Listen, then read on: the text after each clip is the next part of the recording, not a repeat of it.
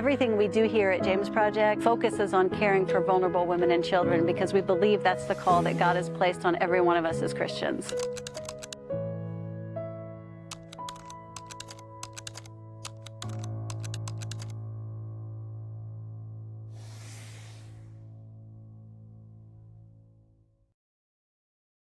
Hello, we are back with another James Project podcast, an update for August. Hey, Bryon, how are you? Hi, Cathy. I am very blessed. Thank you. Good. That's a great answer.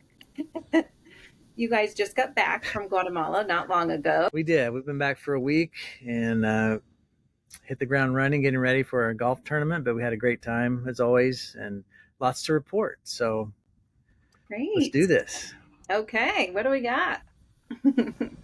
You had some retiring house parents, huh? Well, we'll start with, a happy and sad time all this at once. Our beloved house parents of Casa Pablo, Hugo and Marisa, have retired, or at least as house parents. Hugo is going to stay on and work in agriculture. That brings him life. He loves that. But for the parenting part, they're retired. They've done it for 18 years. Of course, they were in Casa Ana for many years before they switched over to Casa Pablo, and it's time. They're ready to have some rest. Yeah. And we had a little ceremony for them while we were there, and I got to share with everybody that when the Lord opened the door for Casa Pablo, we took it to all of our house parents and said, before we hire anybody for our first boys' home, would any of you like to step into that role? And it was quiet. Nobody said a word. I think they all were afraid we were going to make somebody do it. Mm-hmm. And, we actually walked away a little discouraged because we thought maybe somebody would step in, and because, hiring somebody to do the boys is a little more difficult because it's more challenging than the girls. But anyway, the next morning they walked in and said, we prayed last night and we felt like God's calling us to take the position. So we were very blessed, and I was just very proud of them for stepping up when nobody else would. Mm-hmm. And they've done an amazing job. Yeah. So we are sad to see them go. But we're happy for them. We're glad that Hugo's going to stay on and work, in agriculture. Mm-hmm. We are looking for house parents once again. We've had some interest, I think, from some other parents, but I don't know how serious it is. So we'll see. Okay. Yes, we're going to miss them. So what else have we got going on down there? I'd like to report some awesome things that are happening or have been happening while we were down there. Specifically, God's really moving in the lives of our kids. We saw kids are getting healed. Kids are being delivered. We had a young lady that got saved in one of our prayer services when we were there. She also, it turns out, we went over to her house soon after, and it turns out she hadn't been sleeping. Like, she was hearing voices, she was scared, she was seeing things in the dark, but after she gave her heart to the Lord, none of that is happening anymore. It's all gone away. So we're praising God for that. We have another little one who we've reported through various ways that she needed a lot of prayer. I'm not saying she's healed, but her condition has gotten better. So we appreciate everybody taking that to the Lord. It's just been amazing to watch what God's been doing in the lives of our kids. And the young lady who gave her heart to the Lord when we were there, actually, we found out today is being sent home. So, the time of the Lord is so great. We had her, she was only with us, I don't think she was with us a month. But she met Jesus, she surrendered to Jesus, and now she takes Jesus home. And we can just hope and pray that she, relies on him, in that reunion with her family, and that God will use her to bring her family to salvation as well. And that's our prayer for all of our kids. Yeah, that's so amazing. It gives me goosebumps to hear that. It's just so great. And even the little girl, she's 4, that her health condition is improving, correct? Yeah, and as well, we had the little boy, I don't like to mention names, but yeah. A lot of people know who I'm talking about, who he doesn't have a diagnosis of autism, but he might be on the spectrum. He can't he doesn't like crowds, and he doesn't like loud noises. So in our goodbye parties and things like that, you often see him covering his ears. So we put out a message on social media and got him some earmuffs for that. But he came forward as well in that prayer service, and I think he was healed. He was the next day. He's a different kid. His mom is just his house mom is just overjoyed that he is not affected by crowds or noise.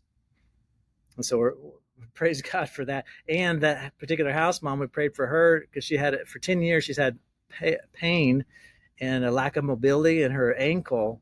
We prayed for her, and that night she was jumping and wiggling her foot around. She was ecstatic. I've never seen her like that. Wow. So it was a great trip. That is so amazing. I'm so happy to hear all of that. That's incredible.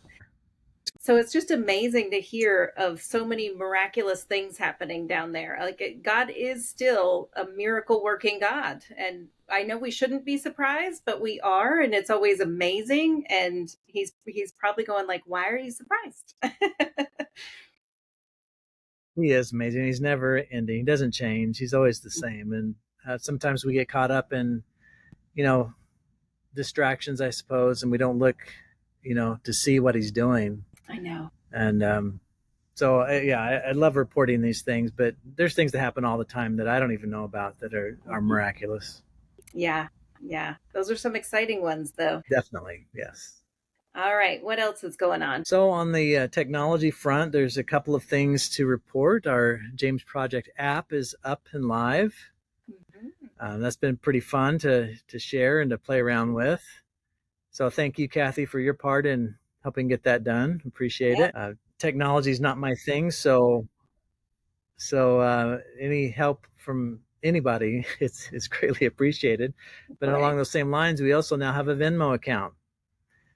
So that people can give through Venmo if they have that as well. So we're excited that we're kind of moving forward, on that front. Plus the podcast. That we're, if you're not moving forward, you're moving backwards. So we're appreciative of your help in those things as well.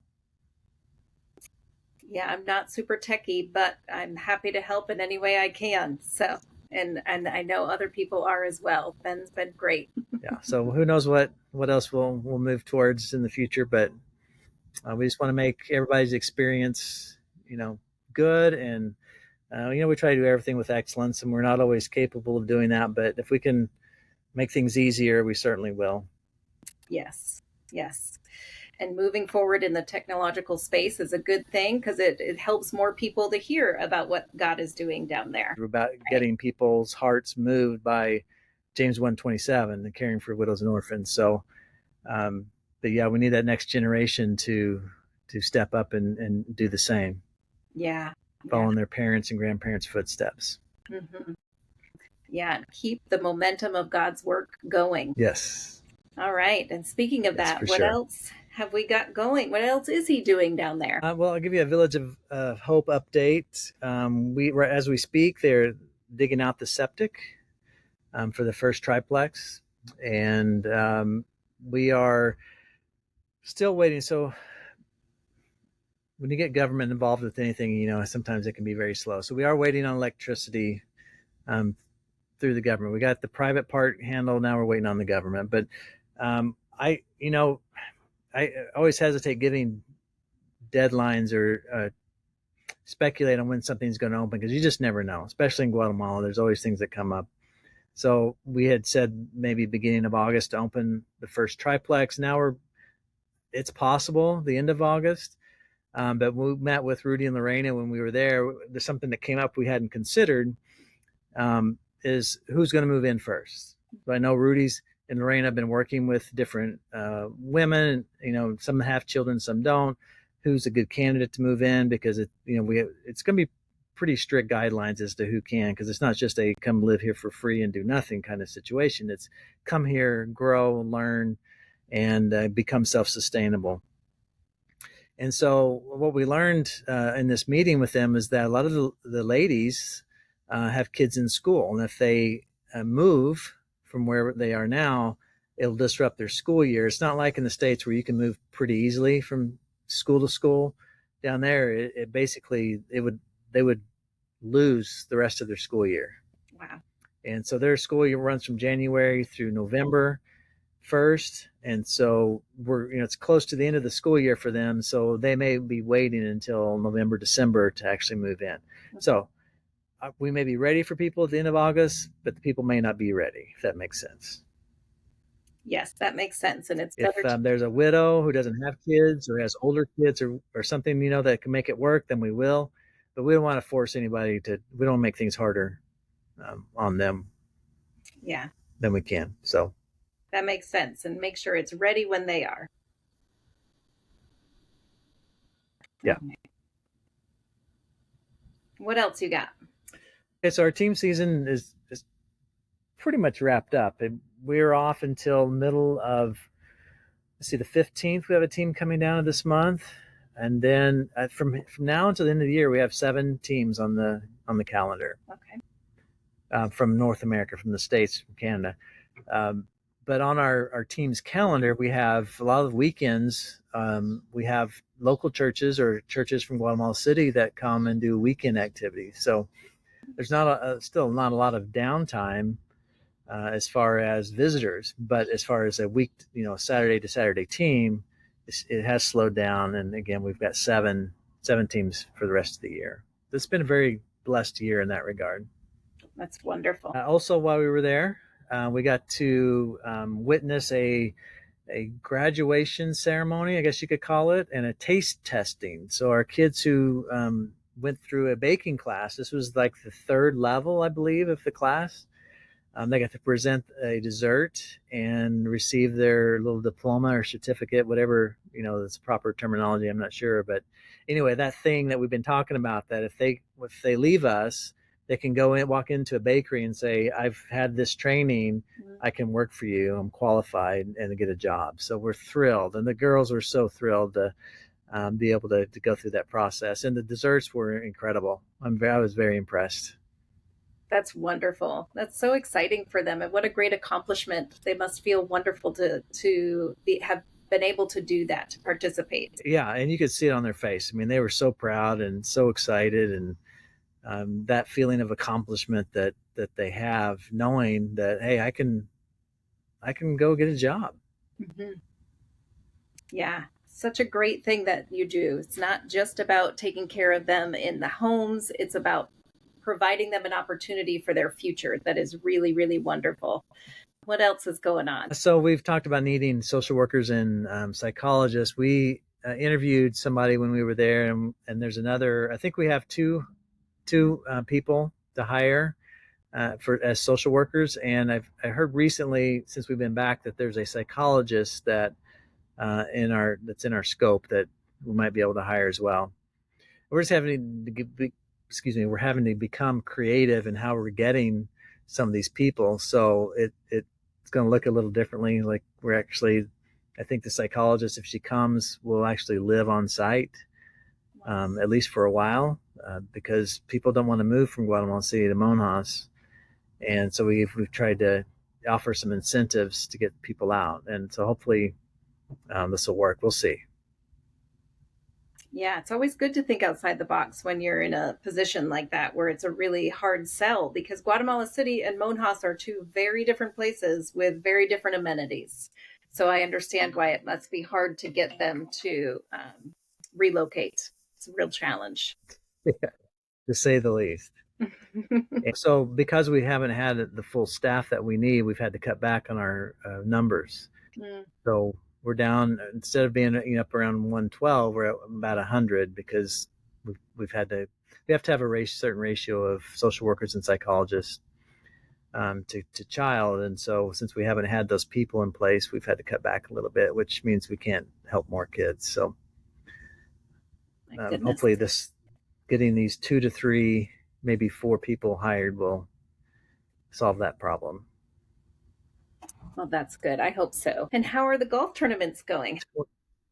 Oh, great. Going well. So our Springfield Missouri tournament is a week from today. We've got 22 teams. It's come along. We're busy this week trying to get all the details wrapped up and get packed, and because we got to drive 3 hours to get there, but it's coming together. Praise God. Good. And our Kansas City tournament that's in October, we've already got, I think, 17 teams signed up for that one. So we feel that helps us to breathe a little bit. Mm-hmm. And you have an incentive for early sign up for teams in Kansas City, correct? That's coming to an end soon? Yeah. So we started giving away, just for signing up, giving away prizes. And this year for Kansas City, for the first time, last year we did jackets, really, really nice jackets, but this year we're doing golf shoes. So if teams sign up by the August 15th, so we're 4 days away from the cutoff, if somebody wants a pair of golf shoes, they need to sign up pretty quickly. Okay, that's very exciting. All right. Is there anything else that we haven't chatted about? I'm looking at my list. I don't know. Did we miss anything? I was about to say that, and this may not come to fruition, but we've been praying that that we could have like a campus pastor down there, and we're not sure what that would look like. But we did meet with a couple. They're new, fairly new to Monjas, but they are pastoring the largest church in town, and a wonderful couple. They have a heart for missions. And we met with them about specifically maybe meeting with our house parents on a regular basis just to encourage them. And he actually is a psychologist, so they'd be a perfect fit. They were excited. They didn't say yes. They didn't say no. They're going to pray about it. But if they don't work out, I mean, we're still looking for somebody, to kind of do that for us. It's hard for us because we're not down there all the time, and culturally, it'd be better if it was a Guatemalan, honestly. We certainly do. We do pour into our staff spiritually, but having a pastor there that was there regularly, and again, the culture makes a difference. But so if they happen to choose to do that, they would do it voluntarily, and it'd be great. If not, we're still open to ideas. If somebody if we had missionaries that did that, or if the finances allowed, someday we would, wouldn't mind paying a pastor or a couple to be full-time pastors, and maybe do a couple other things, there at the project. But our staff and our especially our house parents are in it deep. I mean, they've got the kids every day, and they really do need encouragement. They need rest. They need spiritually, because they're in a spiritual battle every day. They need encouragement, and in that respect too. So if everybody would join us in prayer for that, that'd be wonderful. Yeah, they definitely could use that support for sure. And it would be so great to have like an on-campus pastor at some point to minister regularly. That would be amazing. Yeah, and we did talk with parents while we were there as well in this regard, that we've been having church on site because we don't have a bus driver. We've got 125 people we have to take to church. You have to have somebody who can drive the bus legally, and nobody wanted to do that. But now we have two young house dads who are both willing to get their license. So we are going to pay for that, and that way our parents and our families can all go back the way it was, where they attend the church of their choosing and get spiritually fed that way as well. So we're always trying to help our staff, because they have very hard jobs, and they do amazing things. We want to keep them. Mm-hmm. They do. And when doing church on site means that one of them would take a turn to lead that church, right? When they do, the church service. Yeah. So it'll be nice for that to be. They were on rotation. Yeah. And they do an amazing job. They're pastors. I mean, they are at heart, as we all should be. Mm-hmm. But they need to be fed too. Yeah. And to be in community outside of the project as well, I'm sure would be really helpful for them. So Yeah, Yes. that's exciting. I'm glad that they're going to be driving the bus again. That's good. It's a simple solution. Right, right. Did we miss anything? I think that covers my list. Yeah. All Yeah, right. Well, I think we'll we're be good. praying for the golf tournament next week and the one in October, but we'll chat before then. And we'll keep praying Yep. for God to be doing more miracles down in Guatemala. So it's really amazing to hear all that he's doing. Yeah, he's great. Mm-hmm. He is. All right, Thank Bryon. you, Cathy. Appreciate Thank it. you so much. We'll talk again.